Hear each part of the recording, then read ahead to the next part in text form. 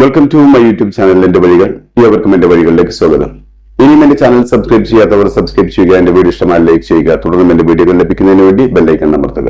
300-ലധികം മിസൈലുകൾ ഉപയോഗിച്ച് ഇസ്രായേലിനെ ആക്രമിച്ചുവെന്ന് ചില റിപ്പോർട്ടുകൾ പറയുമ്പോൾ 200-ലധികം ബാലിസ്റ്റിക് മിസൈലുകൾ ഉപയോഗിച്ചാണ് ഇസ്രായേലിന്റെ വിവിധ ഭാഗങ്ങളിൽ ആക്രമണം നടത്തിയതെന്ന് മറ്റു ചില റിപ്പോർട്ടുകൾ സൂചിപ്പിക്കുന്നു. കുറച്ചു ദിവസമായി ഇസ്രായേൽ ഇറാനെ യുദ്ധത്തിലേക്ക് വലിച്ചിഴക്കുകയായിരുന്നു. മേഖലയിൽ പടർന്നു പിടിക്കുന്ന ഒരു യുദ്ധത്തിനു വേണ്ടി ഇസ്രായേൽ വഴിമരുന്ന് പാകുകയായിരുന്നു എന്ന് വേണം പറയാൻ. ഇറാനെ കൂടുതൽ ചൊടിപ്പിക്കുന്ന നിലയിലായിരുന്നു ഇസ്രായേൽ പ്രധാനമന്ത്രി ബെഞ്ചമിൻ നെതന്യാഹു ഇറാൻ ജനതയ്ക്ക് നൽകിയ സന്ദേശം. ഇറാൻ ജനത ഇറാന്റെ ഭരണാധികാരികളുടെ പിടിയിൽ നിന്നും സ്വതന്ത്രരാകാൻ കാലതാമസം ഉണ്ടാവുകയില്ല എന്നായിരുന്നു ഇസ്രായേലിന്റെ സന്ദേശം. ഇസ്രായേൽ ഇറാൻ ജനതയുടെ കൂടെയുണ്ടെന്നും ബെഞ്ചമിൻ നെതന്യാഹു സന്ദേശം നൽകിയിരുന്നു. ബെഞ്ചമിൻ നെതന്യാഹുവിന്റെ വാക്കുകളിൽ ഇറാനെതിരെ ഒരു ആക്രമണ ഭീഷണി ഒളിഞ്ഞിരിപ്പുണ്ടായിരുന്നു. മാത്രമല്ല, ഇറാനെ സംബന്ധിച്ചോളം ഹമാസ് നേതാവ് ഇസ്മായിൽ ഹനിയയുടെ ഇറാന്റെ അകത്തു വെച്ചുള്ള കൊല വല്ലാതെ നാണക്കേടുണ്ടാക്കിയ വിഷയമായിരുന്നു. അതിന് പ്രതികാരം ചെയ്യുമെന്ന് പറഞ്ഞിരിക്കുന്നതിനിടയിലാണ് ഹിസ്ബുള്ള നേതാവ് ഹസൻ നസ്രുള്ളയുടെ കൊലപാതകവും ലെബനന് നേരെയുള്ള ഇസ്രായേലിന്റെ കടന്നുകയറ്റവും നടക്കുന്നത്. ഇസ്രായേൽ ആണെങ്കിൽ ഏതെങ്കിലും നിലയ്ക്ക് ഇറാനെ യുദ്ധത്തിലേക്ക് ഇറക്കുക എന്നതിനു വേണ്ടി കിണഞ്ഞു ശ്രമിച്ചുകൊണ്ടിരിക്കുകയായിരുന്നു.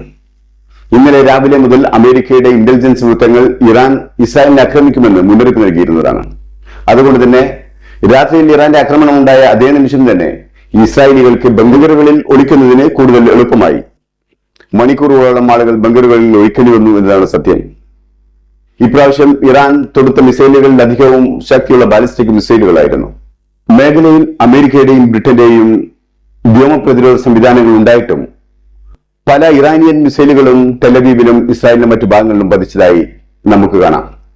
ആർക്കും ജീവഭായങ്ങൾ സംഭവിച്ചിട്ടില്ലെന്ന് ഇസ്രായേൽ പറയുമ്പോൾ തന്നെ ഇറാൻ പറയുന്നത് തങ്ങൾ ലക്ഷ്യം വെച്ചത് മൊസാദിന്റെ ഹെഡ്ക്വാർട്ടേഴ്സും ഇസ്രായേലിന്റെ മിലിറ്ററി സംവിധാനങ്ങളുമാണെന്നാണ്. ഏകദേശം 200-ലധികം മിസൈലുകൾ ഇസ്രായേലിന്റെ ആകാശത്തിലൂടെ തന്നെ നീങ്ങുന്നത് ഇസ്രായേലികളിൽ വലിയ രീതിയിലുള്ള അമ്പരപ്പും ഭീതിയും ഉണ്ടാക്കിയിട്ടുണ്ടെന്നതിൽ സംശയമില്ല. ഇസ്രായേൽ പ്രധാനമന്ത്രി ബെഞ്ചമിൻ നെതന്യാഹു ഇറാന്റെ ഈ ആക്രമണത്തിന് കനത്ത വില നൽകേണ്ടി വരുമെന്ന് മുന്നറിയിപ്പ് നൽകി കഴിഞ്ഞു. അമേരിക്ക എന്തിനും തയ്യാറായി ഇസ്രായേലിന്റെ കൂടെയുണ്ടെന്ന് ഉണ്ടാകുമെന്ന് ഇസ്രായേലിന് ഉറപ്പ് നൽകിയിട്ടുണ്ട്. ഇനിയും ഇസ്രായേലിന്റെ ഭാഗത്ത് നിന്നും ഒരു തിരിച്ചടി ഉണ്ടാവുകയാണെങ്കിൽ ഇപ്പോൾ ആക്രമിച്ചതിന്റെ 10 മടങ്ങ് ശക്തിയിൽ ഇറാന്റെ ഭാഗത്തു നിന്നും ഇസ്രായേലിന് നേരെ ആക്രമണം ഉണ്ടാകുമെന്ന് മുന്നറിയിപ്പ് നൽകി കഴിഞ്ഞു. എന്തായാലും ഇസ്രായേൽ തിരിച്ചടിക്കാതിരിക്കില്ല.